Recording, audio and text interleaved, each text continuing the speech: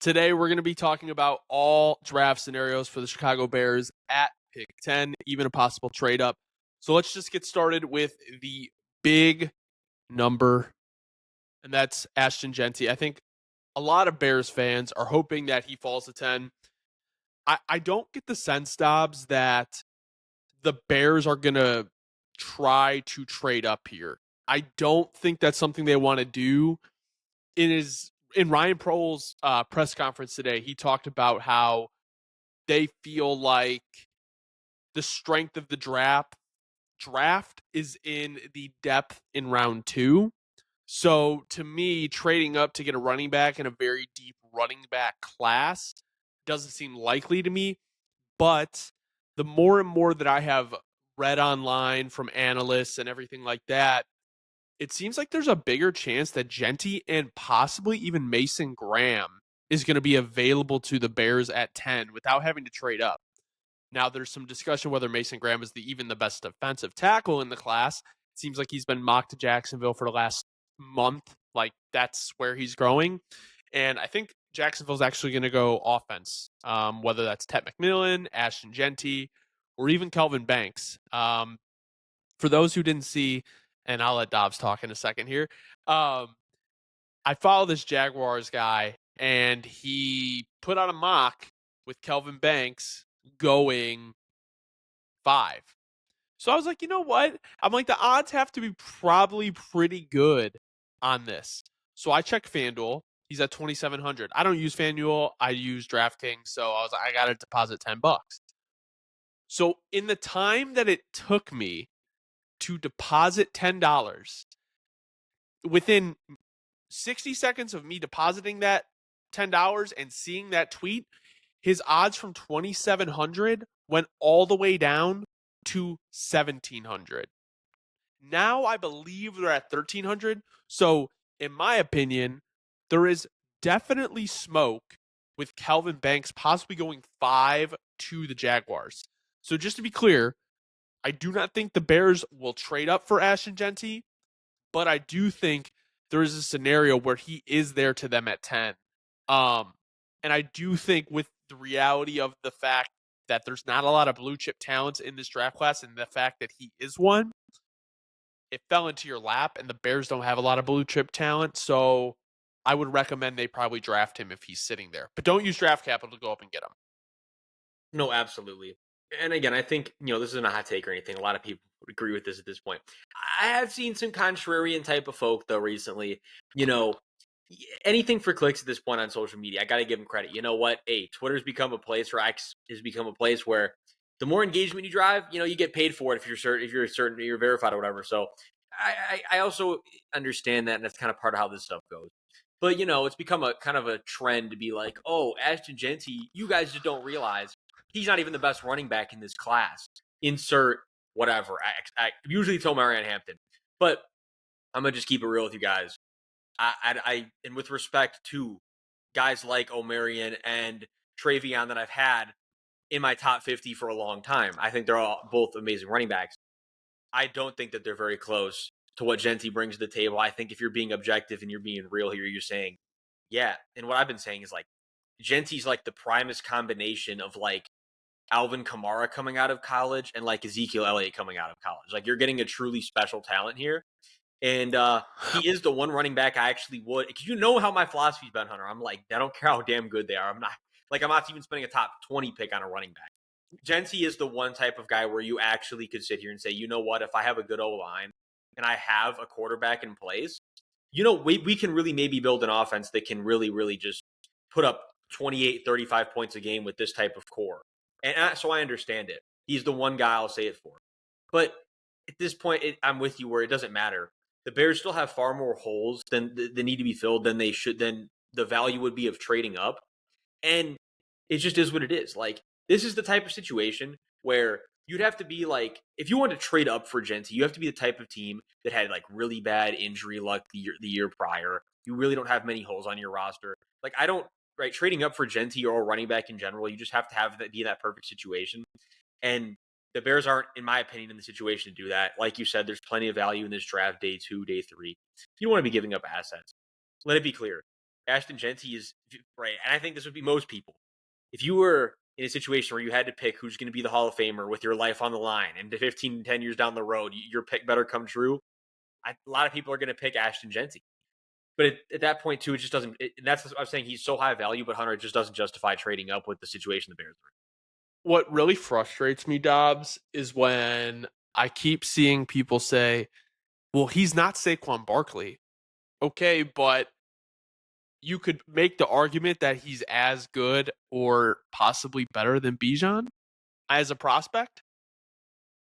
I don't care what anyone says. This is not this. I mean, Call me crazy, Hunter. I think that you can completely compare him to Saquon as a prospect. That's what I don't get. I don't understand. Like, I get like he may not be like that top end tier, but I mean, who's been a better running back prospect since Saquon? But even then, it's like he's better at things that Saquon wasn't good at. Like, yeah, he's not as top tier maybe from a pure athleticism perspective, but he's better at things that Saquon wasn't. Right? He's better at certain things than Saquon was. I mean, like if all we're using his athleticism to determine if a prospect is as good as Saquon, well, yeah, it's going to be real hard to find another. Right? Anyone even in history, Saquon is in the .0001, but. We're not. You know me and you, Hunter. We're not going to sit here and just use one metric. The fact is, Ashton Jeanty is a very, very good running back prospect, and with what the Bears had last year, yes, their O-line wasn't great, but DeAndre Swift is not a bell cow back.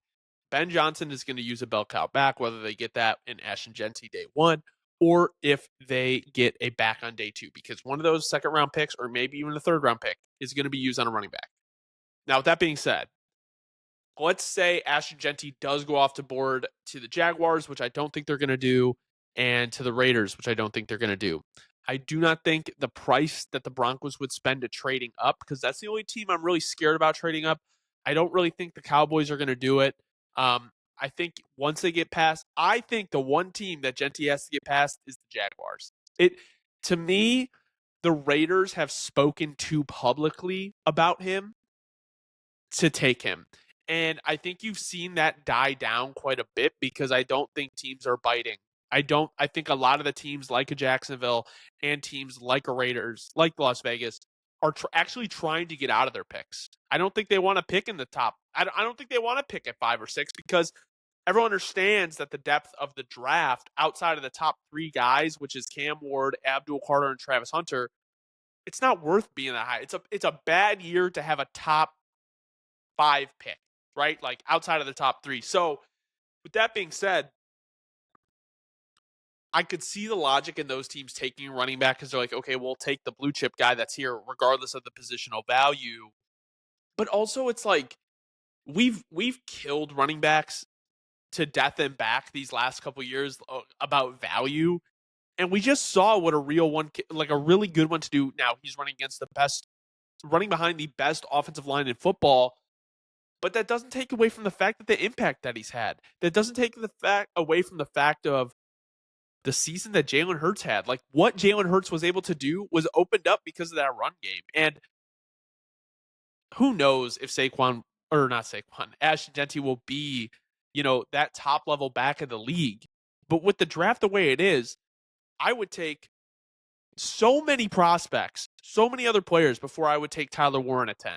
Like, the Tyler Warren dream to me at 10 is the most, like, you want to talk about too rich of a pick, positional value. There's people who don't want Ashton Jeanty at 10 because he's a running back, but are willing to take Tyler Warren at 10. That makes absolutely zero sense to me, especially when you look at how Warren was used last year. Warren had a great year, but they were scheming, like the offense ran through him, so they were scheming the offense for him. Screen passes. I mean, he's not a horrible blocker, but he's not like an amazing blocker.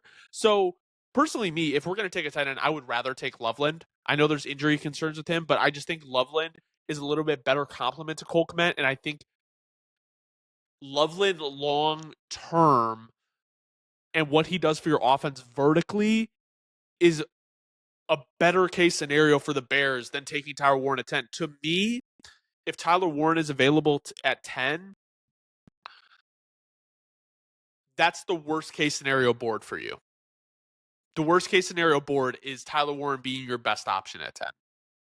I'm going to say this.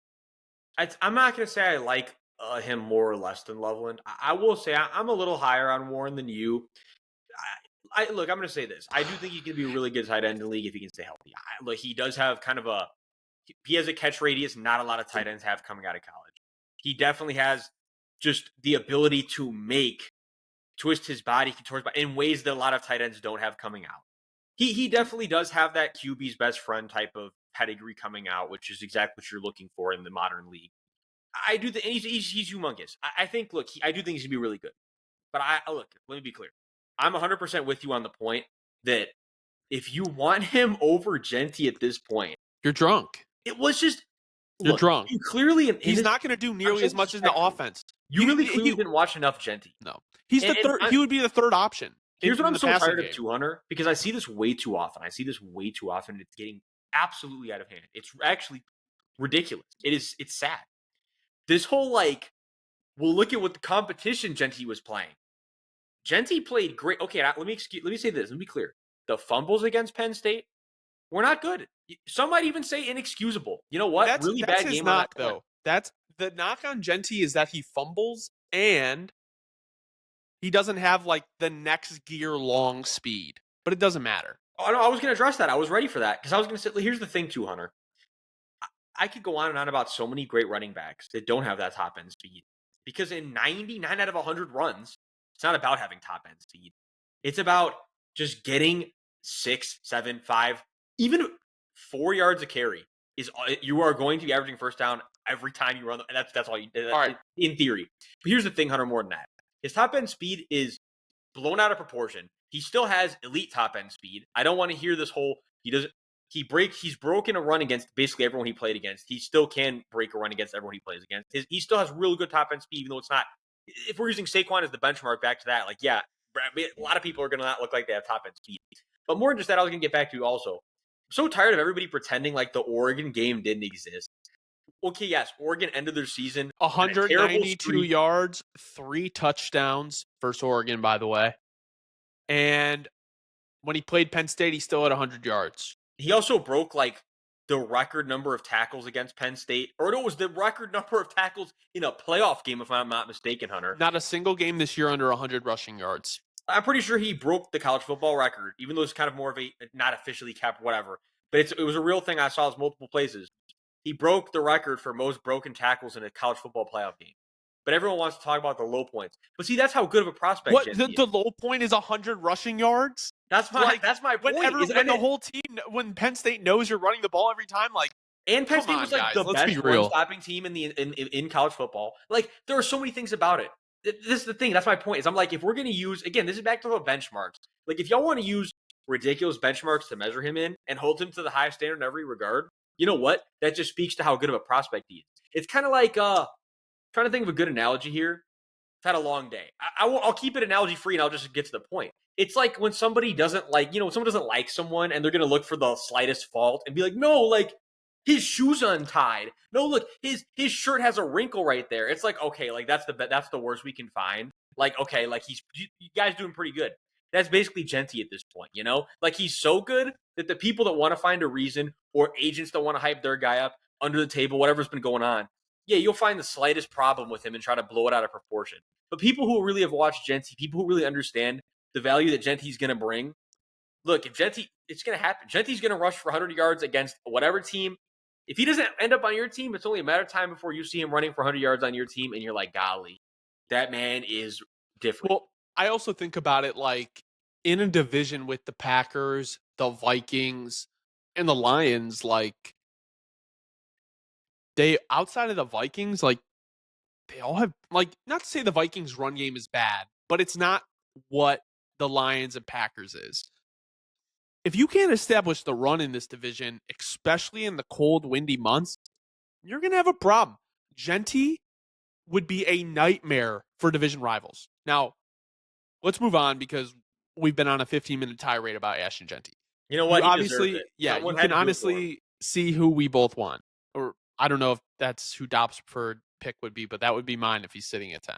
I'd trade up for him because The reality is the Bears don't have blue chippers. He's a blue chip talent. You need those guys to push you over the top when the games get really tough at the end of the year. My next option is in the scenario where Mason Graham falls. That is a real scenario going on right now that Mason Graham may fall out of the top 5, and he could be sitting there for the Bears at 10. Now, Dobbs, as a Saints guy, let me ask you this. Do you think any scenario, if Mason Graham's sitting there at 9, that the Bears or that the Saints take him? Do you think, or don't take him? Because to me, that's like too high value. I don't know. Let me ask you this, just because, again, like I said, we were kind of talking about it beforehand. If Walter Nolan is sitting right there, I would be just as happy if they took okay. Walter Nolan. So basically, there's a chance the Saints don't take him, is what I'm hearing, because they would. I mean, the Saints are probably going edge, like Jalen Walker, Mykel Williams, I would imagine. Because Jalen Walker's probably going to go to the Panthers. That's how I see it. Let me say that is my dream scenario for the Saints. That you literally spilled. That is my dream scenario for the Saints. But if that's not the case, especially that we're running 3-4 now, but that's off topic. Like, the bottom line is, I want them to go edge, and I think it's desperately the most important. But if not, like, I would be ecstatic with either. Don't get me wrong, and I want to seem like I'm knocking Mason Graham. I would still be ecstatic if that was who the pick was. But to answer your point overall, like, I do think it's possible. Okay. So I think my next option is if Mason Graham is there, you go there. He obviously is not like this blue chip talent, but to a lot of analysts, he is DT1 here. And I would like him, but I also wouldn't be upset if he was there and the Bears passed up on him, because there's been a guy who, in Mason Graham, who's been mocked in the top 5 for the last month and a half, and now all of a sudden he's falling. To me, screams that it was media positioning. Like, it was positioning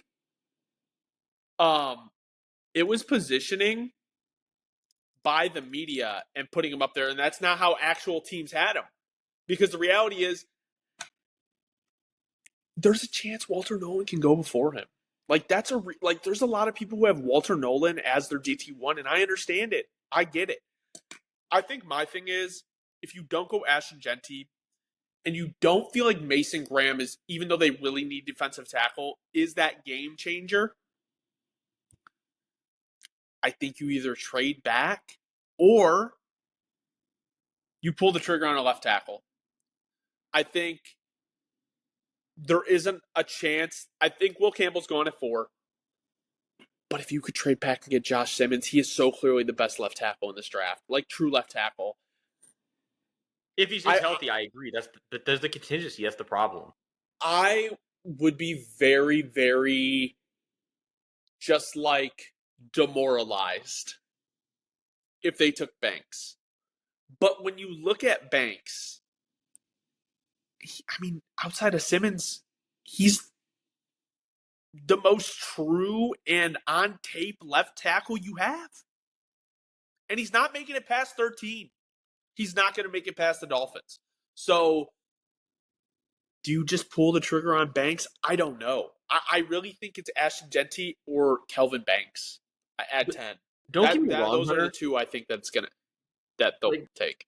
I know we've said our things about Banks where we're not as high on him maybe as like you might think per se, but let me just say, I still do think Banks could be a really good pro. Right, we've talked about his lows, but as a high, generally he's playing very consistently. Most of the time, he's in good position. I do think that he will be just fine around the right O-line coach. I think he could have a really good career. I don't want it to seem like that. Despite we've said some things where it would be the best. But you know what? If the board falls a certain way, it certainly is far from the worst thing the Bears could do. And that's the thing is I'm with you. Like, look, ideally, if Josh Simmons never was injured, it would be a no-brainer, and he'd be much higher on everybody's board, right? Like, that's kind of the thing. But that's also the risk-reward of things at this point, is that because that he got injured, well, if you're the team that's willing to take that shot and say, well, you know what, he's going to be healthy and he's going to be just fine, and then he comes back and he's the best tackle, you went crazy. It's kind of, right, a gamble. It's just a gamble at this point. It's like being at the casino.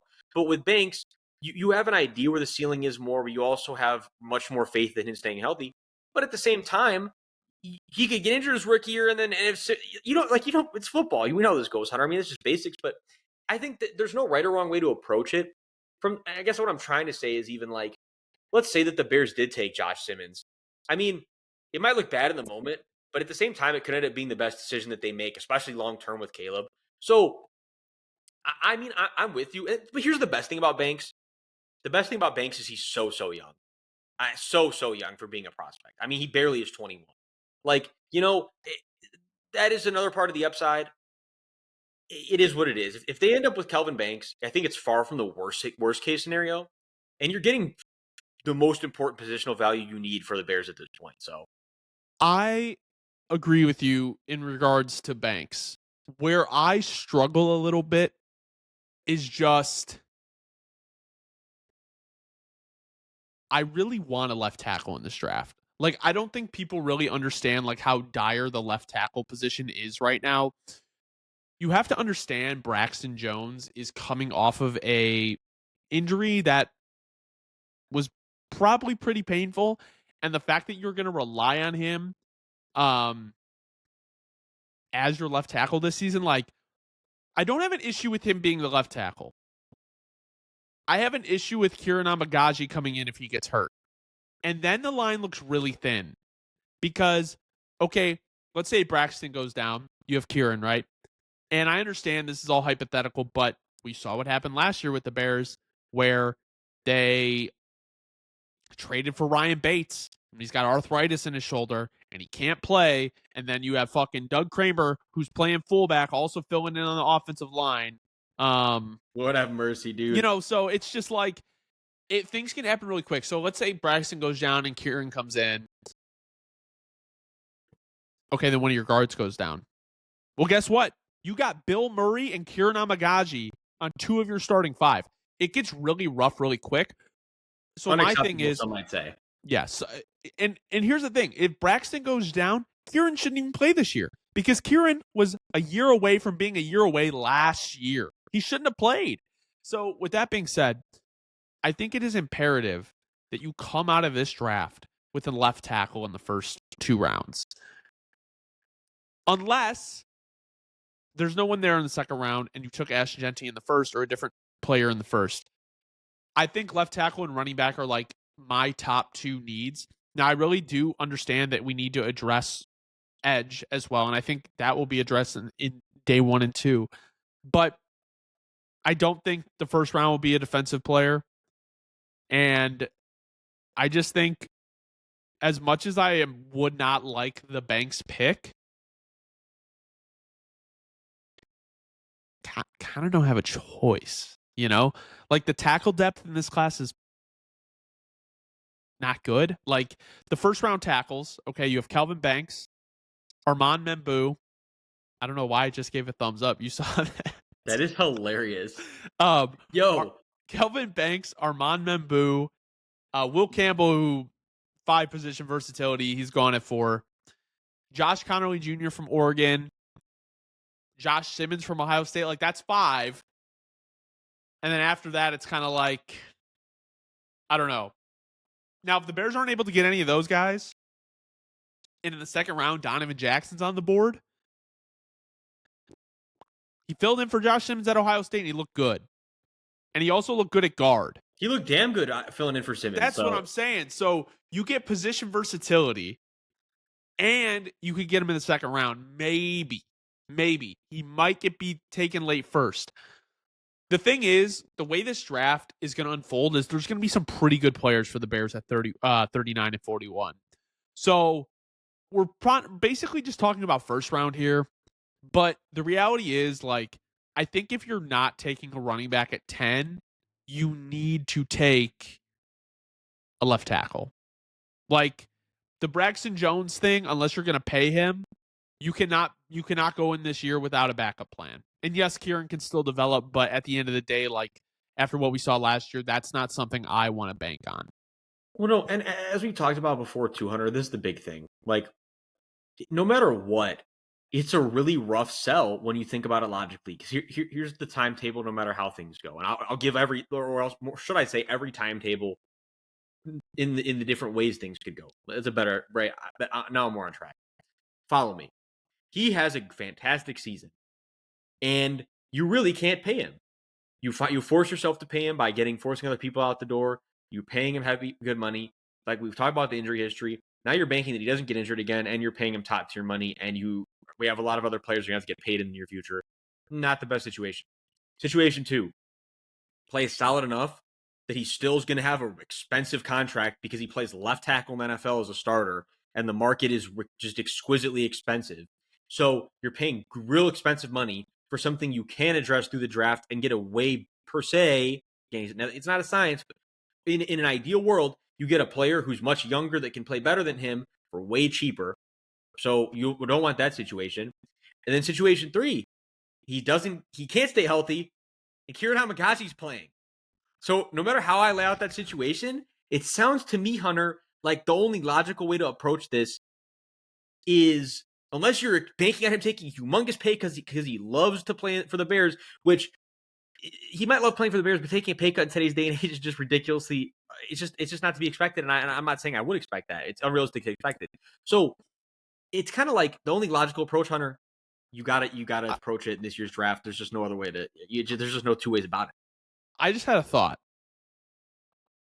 And this is going to go back to the running back conversation because we've exhausted the left tackle conversation. There's really not much to talk about. Like, you're pretty fucked if Braxton goes down, and he's not the long-term answer, it seems like.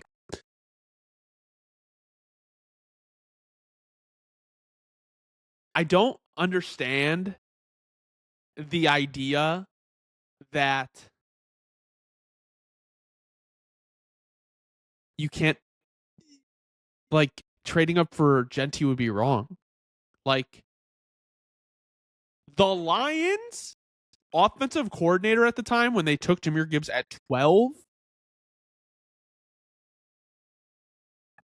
Jahmyr Gibbs wasn't even the best running back in the class, apparently.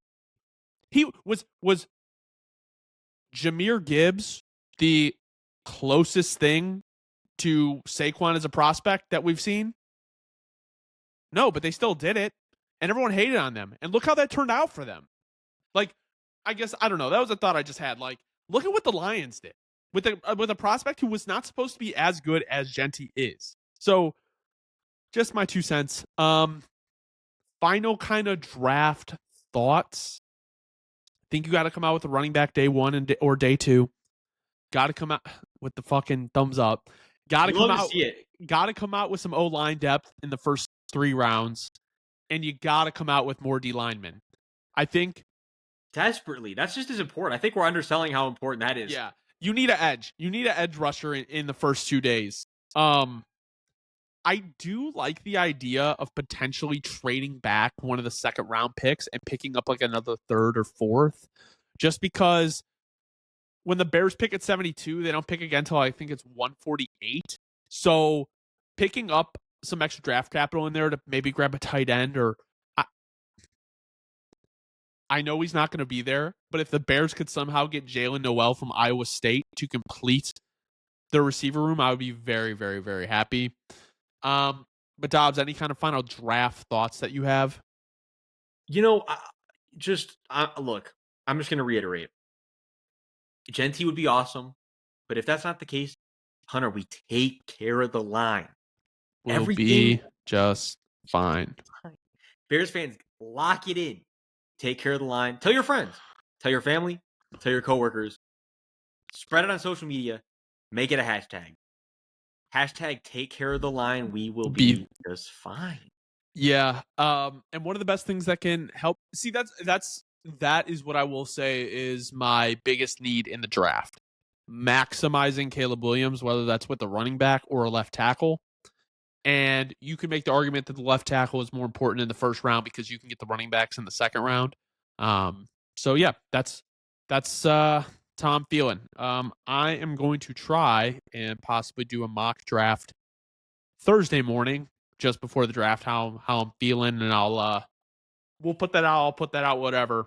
But thank you guys so much for watching. This has been the Bear Cave, just our draft thoughts. We're getting closer. So thank you so much for watching. Feel free to subscribe if you enjoyed the content. We will be pumping out some more content shortly.